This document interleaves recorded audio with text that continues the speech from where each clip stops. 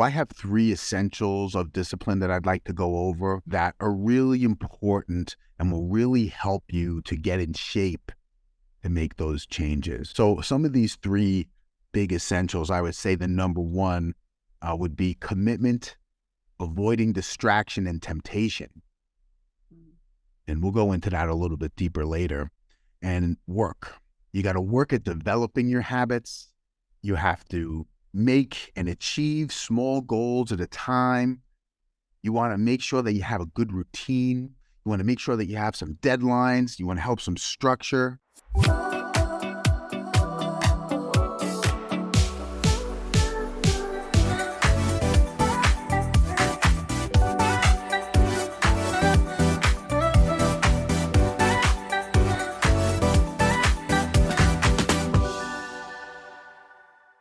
Hello, everybody. This is Dr. Dave, and I have my guest host, Sarah, who is the fabulous marketing director for Pure Wellness Medical. So we're talking about change. We're talking about getting optimized with your health in mind, which gives us the ability to get anything that we want. We can manifest it in our thoughts and just go get it. So I figured that we have a lot of things that we can talk about, but I really think that as part of a change, it's very crucial to discuss discipline. So I have three essentials of discipline that I'd like to go over that are really important and will really help you to get in shape to make those changes. So some of these three big essentials, I would say the number one would be commitment, avoiding distraction and temptation. And we'll go into that a little bit deeper later. And work. You got to work at developing your habits. You have to make and achieve small goals at a time.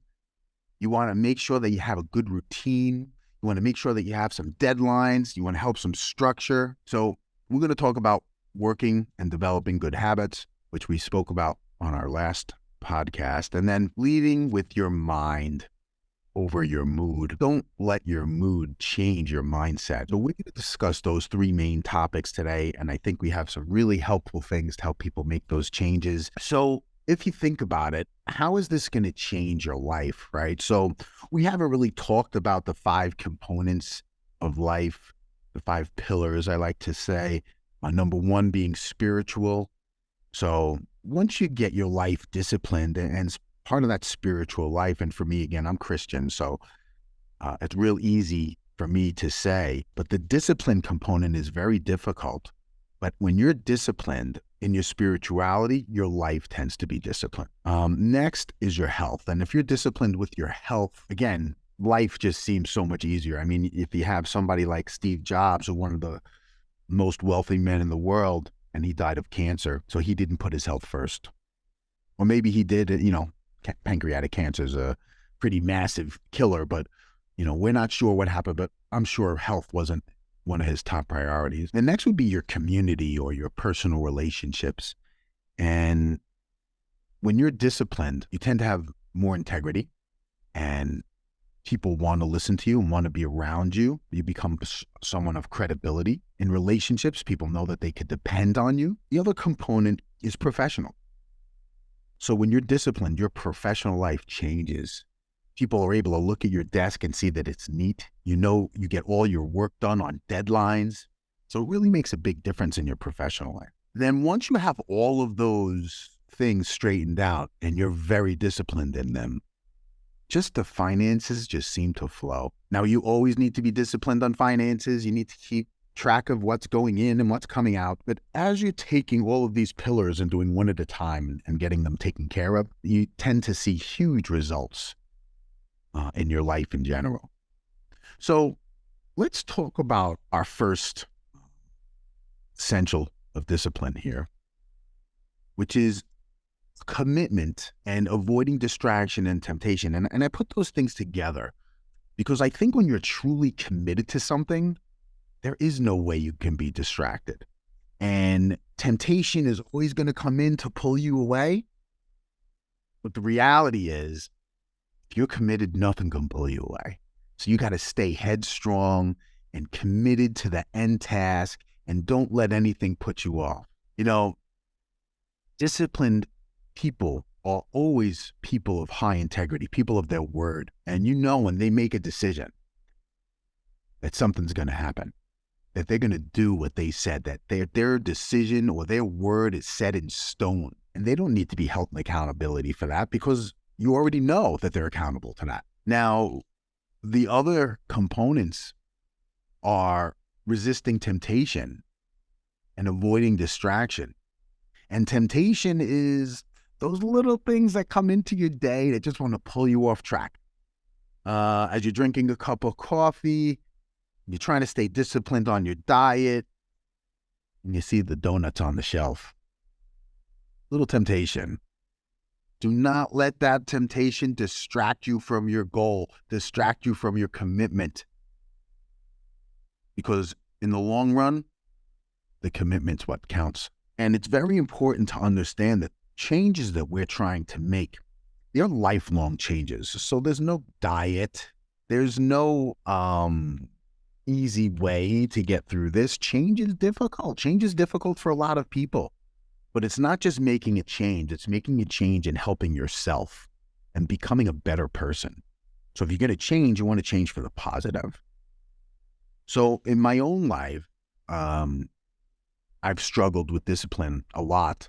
If you think about it, you can be disciplined in sports, and I was always disciplined in sports. I had a football career where the coach is yelling at you to stay disciplined, and then I would go home and I would spend extra time practicing and spend extra time running.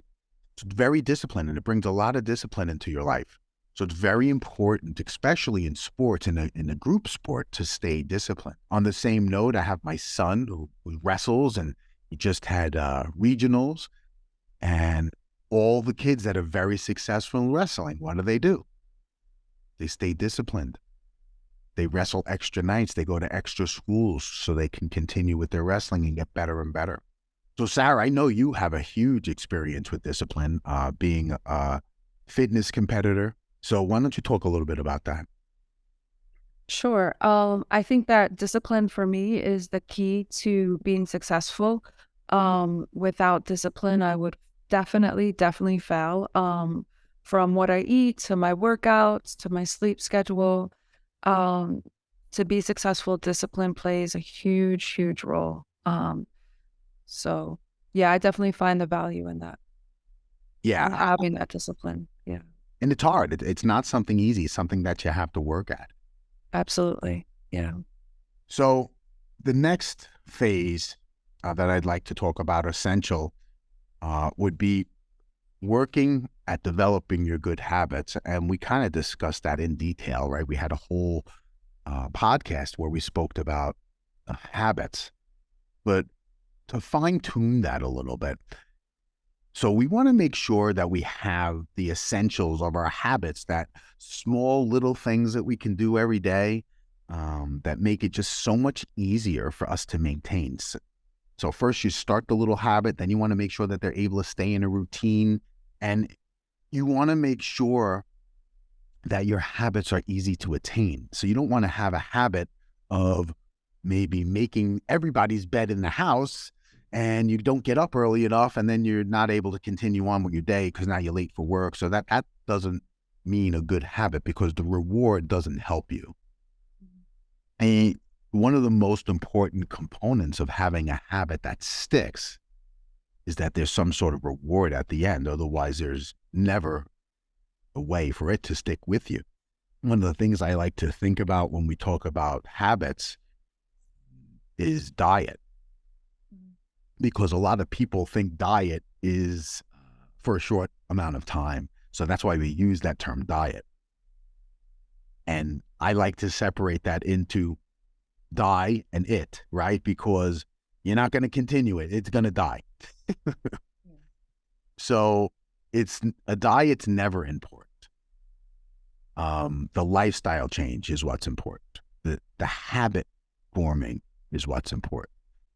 So, what we make sure that we do is we have our 12-week programs, which allow people form those habits, because it doesn't happen overnight. It does take a long time. And I have found that it takes 12 to 18 weeks to make habits stick in your life. And there's research that's been done on it, and they might say shorter times, but I'm talking reality. I'm not talking in a study, and it's definitely not something easy to form new habits. And when it comes to eating, um, a lot of us just normally eat, carbohydrates that we don't need. Like in a restaurant, they bring the bread over before your food. Yeah, why do they do that? They want to make you feel like you're special, and they give you something to eat before your meal. But if you eat too much bread, you're full. Yeah, exactly. But they bring it over, and it's kind of that habit that we're in, and we're eating and we're talking. But you don't need that. So you can just have your conversation. And I know it's difficult when you're out with all these people and you want to eat bread and all of that, but we don't need the bread. So if it depends on how important or how disciplined you need to be with your diet. But if you're going to make those changes in that habit, when you go out to dinner, when they come over, I'm going to have a glass of water instead of that bread. So you just don't get into that routine of always eating that bread when they come over. So we've had a big conversation about habits, and one of my habits that I've instituted in my life is making sure I wake up and have a half hour of concentrated prayer and meditation to start my day. And then my next portion of my day is a good hour of reading to improve myself. And lastly, and most importantly, it's the health component of my regimen, where I spend at least a half hour a day doing exercise as hard as I can do it. And sometimes it's more than a half hour. It may not be a half hour at one time, or sometimes it might be an hour with its 25 minutes and 35 minutes kind of thing. But it's something that I've made into a habit, so it keeps me consistent. And actually, as I've been on this journey, I have a friend of mine, Rob, that's been doing the same journey with me. And I spoke to him last week, and I said, "Hey, man, how's that reading coming in the morning? How's that meditation coming?" And he's like, well, I did it for a couple of weeks. And I'm like, that's the key, man. You did it for a couple of weeks. You didn't do it for 12 weeks, so it didn't stick with you. You got to start over, and it's just like starting over at day one. Yeah. So I know with everything that you've been through, I mean, even your diet changes that you had to make with the Crohn's disease, and you had to reinstitute some different habits. So why don't you tell me some of the small habits that you've done that have turned into helping you achieve bigger habits and bigger goals? Sure. So I think with my medical condition, I think that just changing my diet, cutting off my diet at a certain point at night to give my stomach some time to digest, was really helpful. But it was like that back and forth of working with what would work for me and when I would see the best benefit. So there is like a little bit of like playing around that you have to do to kind of figure out what habit will turn into the discipline that you're going to institute. So there was some challenges, but I found that kind of working with my body and seeing what worked for me. And for me, I had to do it, right? It was a habit that I had to form, to change and develop discipline just because I had no choice. But I think that it also taught me a lot about what I'm capable of. And what, when you do apply yourself with, as far as like a goal or a habit that you want to change and it become a new discipline, it is possible. So whether we're forced to do it or we choose to do it, I think it's definitely attainable. Excellent, excellent point. Yeah. Um, so the third thing that we'd like to talk about is leading with your mind over your mood. And that's a real important part of discipline. And let me explain why, and why I kind of wrote it like this, right?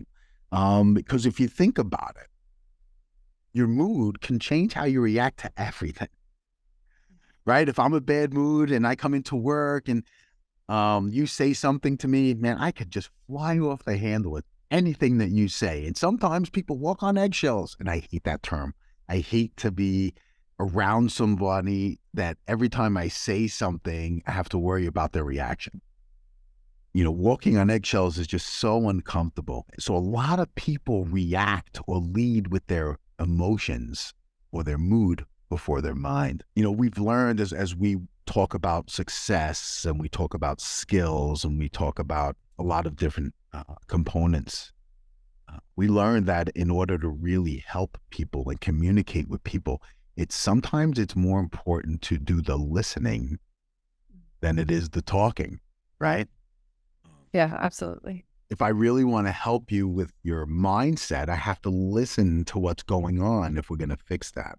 But don't forget, we have a component in there too. And our feelings sometimes, if we don't know how to get rid of bad feelings, they kind of change our mood and they make us feel depressed or angry. And then as a reflection, our response to society is that angry reaction or that fearful reaction because we're actually thinking about something else as we're doing it. And that points to making sure that you stay focused, right? Your feelings don't change any circumstance that you go through. So if you're angry about something, like if you're angry that you get a speeding ticket, you can be angry as much as you want, right? You're not changing the speeding ticket. You still got the speeding ticket. You do something stupid and you're typing on your phone and you hit a fire hydrant. Well, you're straight out of luck. You can't get angry at your phone because you still got to worry about the fire hydrant and your car. One of the other things with leading with your mind is, where is your mind? What is the mindset of your mind? And part of making the change, one of the most essential parts, is making sure that your mind is where we need it to be, that you're always thinking about growth. You're always thinking about goals. You're always thinking about improving yourself. And that's the mindset that we're trying to foster here. We want people to understand that the only limitations that you have are the ones that you put on yourself. I went to a conference this weekend, a whole bunch of entrepreneurs and some really wealthy people there and really impactful people. One of them, Bill Walsh, who's one of my mentors, and this guy, Sir Kaya, who has done so many things that he actually got knighted from the King of Spain. Wow. And, so royalty was there and the commissioner of Marimar was there. And one of the things that I noticed from all of them was this goal-oriented mindset, that there is no stopping you unless you stop yourself. And, we fall into circumstances in life and we think that the circumstance can change our minds into a negative way, but your mind can change the circumstances. So now your feelings can't change the circumstance, right? Because that's a result of a circumstance. But your mind can physically change that circumstance. Why? Because when you're not happy with something, you seek out solutions. You're not happy with something, you know it has to change and you want to adapt to it. And one of the women that I met this weekend, who's been going to several different mentors that I have for motivational speaking and helping to people move to that next level in their life. Her name is Phoebe. And she just kept asking questions about, well, this is what I want to do, but I don't know how to do it. I don't know how to get started. And everybody's like, you've been to so many of these conferences and you haven't started yet? Because it was an inner confidence thing of her. She didn't lead with her mind. She let her mood of fear, her emotion of insecurity, no self-confidence, it made her frozen. And I always say, right, what's my new saying that I've been telling you guys? The act of any action is always better than inaction. Sure. Because at least there's a possibility that you can change. At least there's a possibility that you could make a difference.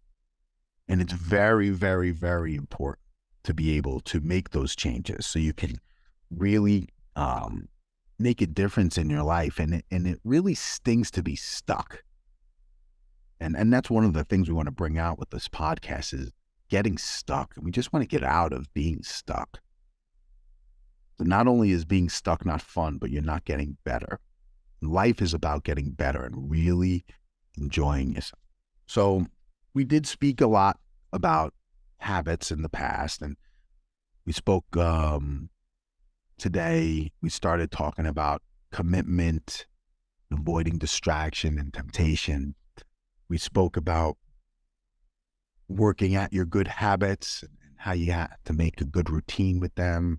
And we spoke about leading with your mind over your emotions, you know. And when we talk about mind over emotions, since, we're about to sum up, but so, Sarah, why don't you tell me an experience that you had where you put your mood or your emotions over what your mind would say? That's a good question. That's why we do it unscripted. Yeah. I like that to make you think about it, right? Because the reality is Right. there's a lot of times in your life that you let your emotions lead the direction. Yeah, I think for me, getting up in the morning, early mornings in the winter to do fasted cardio is always that mind over emotion where my body's like, just sleep in. It's okay. You can do it later, Sarah. Or just eat less today. You don't have to do cardio in the morning. Um, but I know that here's where the discipline comes in. I have to stop my mind and get my body up and do what I told myself I was going to do because I need to reach my goal. So that's definitely a mind over, matter kind of thing where my body's telling me one thing, but I know I just have to not listen to it. And afterwards, I always feel better. I'm more awake for the day. I start my day right. I have mental clarity and focus. So it's always rewarding. Yeah, so when you put all these essentials of discipline together, it really is able to help you change your life. Um, by me starting my day off with that routine, it's enabled me to have more free time. Sometimes I'm able to go to the gym a second time. I'm able to work on my book. I'm able to work on my medical practice. I'm able to work on um, anything else that my mind is ready to do. I have more time to do it because I'm disciplined and have more use of my free time. And I think that's very, very essential. So after we discuss all these things, the next thing to do is figure out one thing that you need to do to help you be more disciplined. So our plan first was to create some habits, and you need to be disciplined with your habits. But next is to put some discipline in your life, put some commitment in your life, put some routine, put some mind over matter, put some goal-oriented mindset into your day. In order to be successful, in order to live a fulfilled life, you need to go through all these components, and we're going to continue to go through them. Every day is not the same. The challenges aren't the same, but the result is what we're looking for, that goal-oriented mindset of success. You want to be successful, you surround yourself with successful people, and you do successful things. Yeah. So the homework today is to start discipline, is to put 3 things down in your day that you're going to do every day. Be disciplined. So whether it's go to the gym every day, whether it's read every day, you want to make these habits stick, be disciplined. So let's take some of those habits that we spoke about and make 3 of them a part of your daily life. And then on our next podcast, if we don't have a guest, we'll try to figure out the best way to help you continue to make the change to optimize your health and life. All right, so come join us, and we'll see you soon.